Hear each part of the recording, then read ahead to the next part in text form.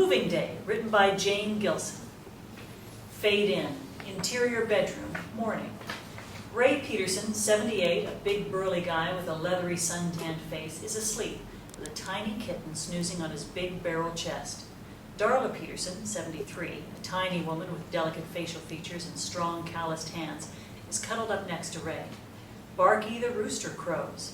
The kitten jumps off Ray's chest. Ray rolls over, covering his ears with his pillow. Darla stretches and sits up. I'm sure gonna miss that feathered alarm clock. Should have fed him to the coyotes a long time ago. As if you'd ever do that. Darla kicks her covers off and throws her pillow over Ray's head. She rises slowly and grabs her robe off the foot of the bed. She putters to the dresser and examines her wrinkles in the mirror. She pulls her long gray hair into a ponytail. A 50-year-old wedding photo of Darla and Ray is on the dresser. She walks to the window and leans against it. Ray snores. Barky the rooster crows. Ray tosses the pillows. Coffee on? Interior kitchen, morning. Darla and Ray are sitting on milk crates. No furniture is left in the house. They're drinking coffee from paper cups. A knock on the front door breaks the silence. Then another knock. I'm coming.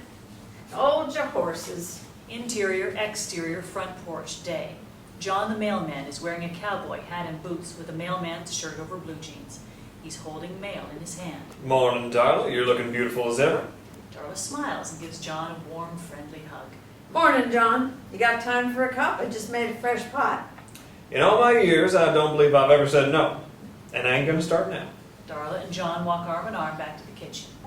Interior kitchen, day. Morning, John. Looks like you folks is just about done packing. An awkward silence fills the room. Everyone looks away from each other. Ray pushes Darla's milk crate towards John for him to sit on.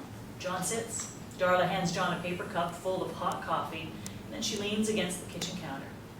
I'm sorry I don't have any fresh baked muffins to offer you this morning. Oh, just as well, darling.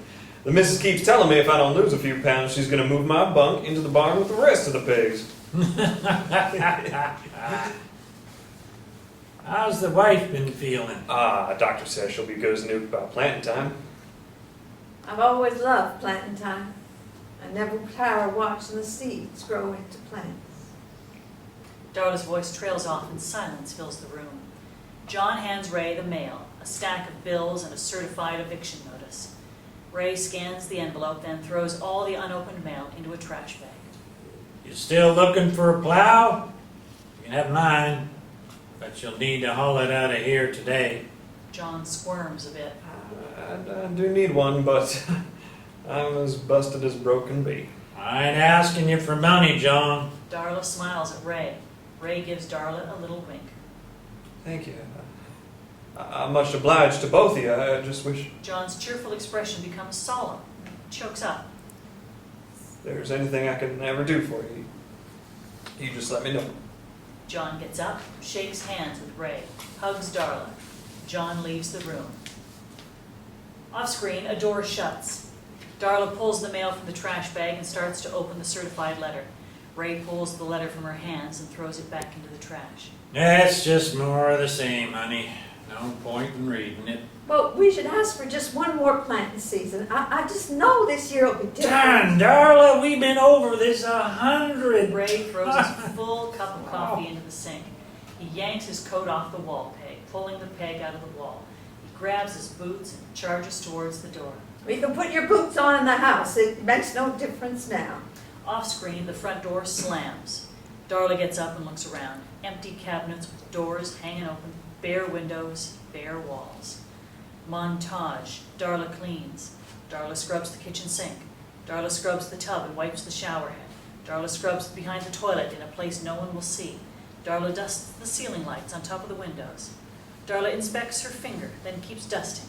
Darla stands back and takes in the sparkling clean house with pride. End montage. Interior kitchen, day. Darla mixes a batch of brownies and puts them in the oven. She sets the old-fashioned egg timer.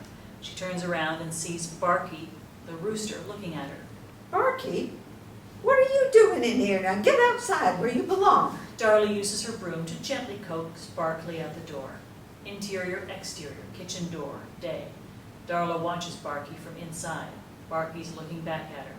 Don't look at me like that. I don't like this any more than you do. Darla takes some crusty bread from her sweatshirt pocket and throws it out the door for Barky.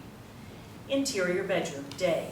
The bed has been dismantled and the frame rests against the wall. Darla removes her crucifix from the wall and places it in a packing box.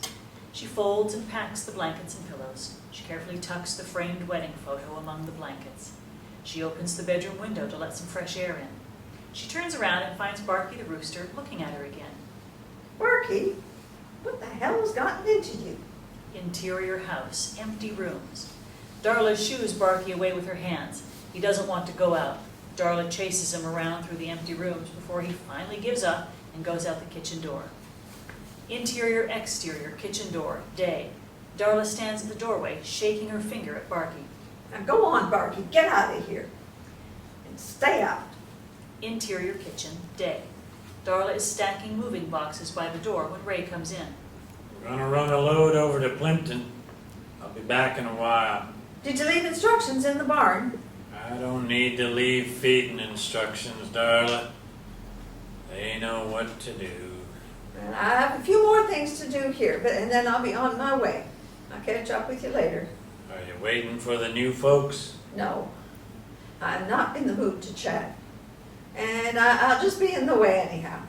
Darla turns her back to him and moves away. Ray reaches for her, but he changes his mind. He turns and walks away. Off screen, a door shuts. Darla has a good cry. She composes herself. Exterior driveway, day. Darla loads moving boxes into the back of her pickup truck. The driver's side door is open and the tailgate is down. Interior kitchen, day. Darla pulls a pan of brownies from the oven. Darla writes a note and sets it against the pan. John and Mary, we'll miss you. God bless. Love, Darla and Ray. Darla stops at the door and looks back at the interior. I guess this is really it. I'm sure gonna miss you. She turns out the light, shuts the door behind her. Exterior house, front yard. Darla stops to inspect her flower bed. She pulls some weeds and straightens the welcome sign. She takes a final glance at her farm. Slowly, she makes her way to the pickup truck and climbs in the driver's side. Interior truck, day. Barky the rooster is on the passenger side. He looks at her. Barky, you crazy bird, what are you doing in here? If I didn't know better, I'd swear you want to come with us. Darla runs her hand down his long neck and across his back. Barky makes no attempt to get away from Darla. A smirk forms on Darla's face. Well, all right then. I guess that settles it. Ray did tell me I could take whatever I want. Exterior country road, day. Darla's truck is moving down a country road with its bed facing the camera. The bed is loaded with moving boxes, a 50-pound bag of chicken feed, and a couple of nesting boxes. Now, Barky, about that crowing, it'd be best if you hold your tongue for a while. Or at least until Ray gets used to you being in the bedroom with us. Barky the rooster crows. Fade to black.